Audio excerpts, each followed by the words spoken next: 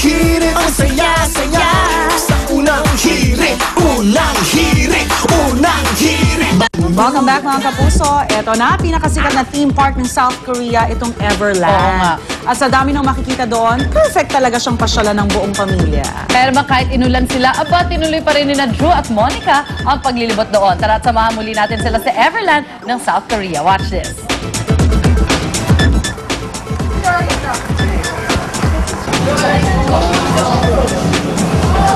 Hello again mga kapuso. Ito na partner, finally napasok na rin natin itong Everland. And inuna na nga natin itong part na medyo indoor. Ito ang Zootopia. Finally. Magkamali na naman. Tama, tama. Okay, hindi.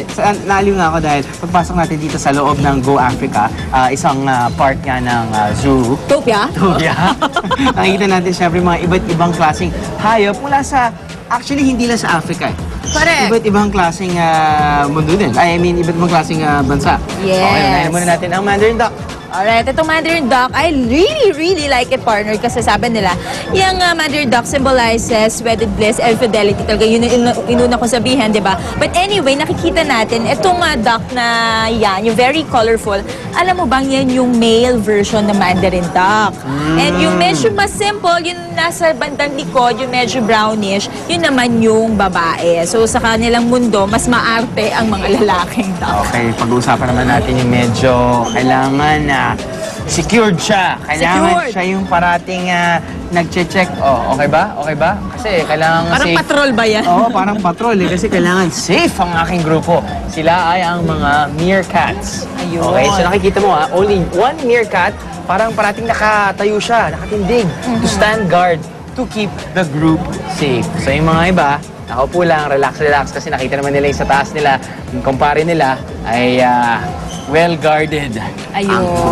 Okay. Now I understand kung bakit merong nagbabantay na meerkats. Kasi dito sa kabila, natutulog naman yung mga iba. Yan yung mga fennec fox naman, partner. Now itong mga fennec fox, mapapansin mo, isa sa mga distinct characteristics nila ay yung kanilang malalaking ears na sinasabing ginagamit nga nila para marinig yung kanilang makasama kahit malayo and para matanggal daw yung excess heat kasi sa desyerto sila nakatira. Correct. So bigger the ear, the longer yung distance na pwede niya pakinggan. Correct. O, diba? Ito ang laking ears, diba? Actually, marami talaga tayong pwedeng pakita dito.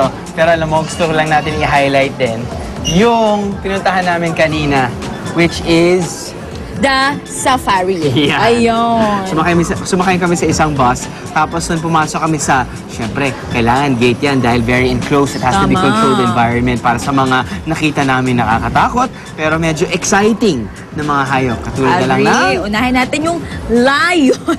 Partner, alam mo, tulad nga sinabi mo, ilang beses na tayo nagpunta sa zoos, but this time, ngayon lang talaga ako nakakita ng ganun karami na lions in one place. That's right. Yung lion nga rin, parang relax na sila, steady lang sila. Tapos pinapakain din sila, pero hindi natin na-experience yun. Nang na-experience natin, yung pinapakain na Mga bears. bears. Now, yung mga bears, if I'm not mistaken, yung malalaki ay galing sa Europe. Ayun.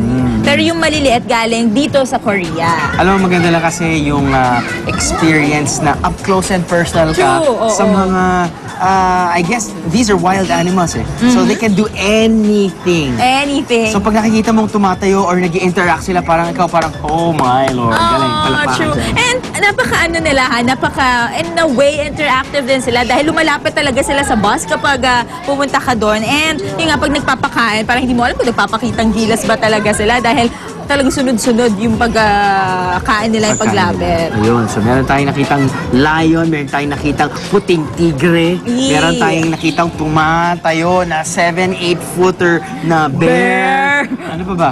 And Actually, nakalimutan natin, hyenas. Ang nagulat ako, yung tiger was coexisting with the hyenas, or the lion was coexisting with the hyenas, which is kinda different. Sa isang cartoon sa alam natin, di ba? Usually kasi nag-aaway-aaway talaga yan sa wild. Pero dito, lahat sila friendly. Yan. Alright, so ngayon, lilibutin pa natin ang napakaganda, napakalaki at napaka-entertaining, educational na Everland. Diyan muna kayo, alright?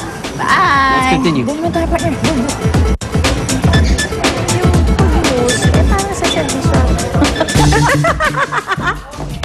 Nako mga kapuso, kapansin-pansin na nitong managdang araw, madalas po yung mga pagbuhos ng ulan. Pero nako, ayon sa Pag-asa, hindi pa naman tag-ulan ngayon. Pero medyo malapit na yan dumating. Malapit na raw. Baka mga last week of May, sabi ng Pag-asa. Kaya kung ako sa inyo, sulitin nyo na mga natitirang araw ng tag-init. Tara na mag-swimming. Yan ay bibigyan sa atin ni Enzo at Vanessa mula sa Kawit, Cavite. Swimming time na. Sa malapit na akong tag-ulan. Alam ko yan. Enjoy pa, konti pa. Backstroke. Breaststroke. Come on, guys.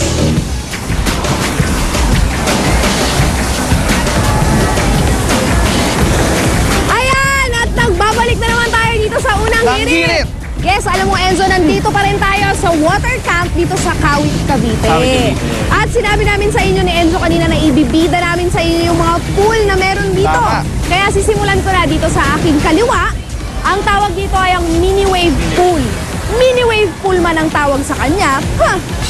Mataas naman ang wave niya, di ba? At may kanya-kanya siyang lalim. Meron tayong 2 feet, 2 feet. 3 feet, and 4 feet. Pwede yung 2 feet tsaka 3 feet para sa mga bata. Pero paalala lang po, no diving please kasi delikado siya. And after nitong mini wave pool, pwede naman tayong pumunta dun sa ating 3 feet slide pool. May 3 kulay, sakto para sa mga bata kung gusto nila mag-slide. 3 feet lang ang babag sa kanila. So okay na okay yun. So kaysa mag-dive sila, mag-slide na lang. Mag-slide na lang sila, tama! At syempre meron din tayong interactive pool. Oh, bakit siya naging interactive, Vanessa? Interactive pool kasi ganito yan eh. Para kang naglalaro ng bahay-bahayan. Okay, sige. Tapos, nagsislide ka. Slide. Tsaka naglalaro ka ng maraming toys. Pero ang catch, nasa gitna siya ng tubig. O, di ba parang saya-saya naman nun? Saka paano naman nangyari yun, di ba? Yun ang meron dito sa water camp ng Kawit, Cavite. Dapat na talaga nila bisitahin to. Para naman sa mga medyo tinatamad mag-swimming, Ako ba yun? parang gano'n na nga. Kasi tamad ako eh. Pwede kayo dun sa 150-meter river pool. Wala kang ibang gagawin kung hindi umupo dun sa salvavida habang iniikot ka nung salvavida dun sa lazy river. Ayos yan O, di ba? Pero teka lang, paano ko ba ma-enjoy yung lahat ng facilities dito sa water camp? Anong oras pa siya nag-open? The resort is open from 8 a.m. to 5 a.m. 8 to 5 a.m.? Saka mura lang ang entrance fee dito. For adults is 240 pesos and for cute little kids, it's 220 pesos. Diba? So, affordable na po, diba? At bukod sa magagandang swimming pools na ito, mamaya ibibida namin ang mga activities na pwedeng gawin ng mga pamilya dito sa pagbabalik ng Unang Hirit! Talon! Ay, sorry. Ikaw. Unang hirit, ang saya-saya. Sa unang hirit, You present